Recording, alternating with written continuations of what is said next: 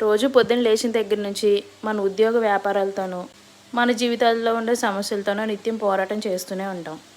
మన ఫ్యామిలీతోనే ఉంటాం, కానీ మన ఫ్యామిలీకి క్వాలిటీ టైం అనేది ఇచ్చుకోలేకపోతుంటాం. సంవత్సరానికి ఒక్కసారైనా ఒక 2-3 రోజులు ఈ సమస్యలన్నిటినీ మనవి కాదు అనుకుని పక్కన పారేసి అలా మన ఫ్యామిలీతో ఎక్కడికైనా బయటకు వెళ్తే ఎంత బాగుంటుందో కదా. మైండ్ అంతా చాలా రిఫ్రెష్గా ఉంటుంది. అలాగే మనకున్న సమస్యలతో పోరాడడానికి మరికొంచెం బలం అయితే వస్తుంది. అన్నట్టు ఈ ప్లేస్ ఏంటో చెప్పలేదు కదా, ఇవే ఎల్లోరా గుహలు. ఒక్కొక్కరికి 40 రూపీస్ అనుకుంటా టికెట్ ఉంటుంది. అలా మనకు ఒక టోకెన్ అయితే ఇస్తారో ఆ టోకెన్ తీసుకుని మనమైతే లోపలికి ఎంటర్ అవ్వచ్చు. మన ఇండియాలో ఉన్న యునెస్కో వరల్డ్ హెరిటేజ్ సైట్స్లో ఈ ఎల్లోరా కేవ్స్ కూడా ఒకటి.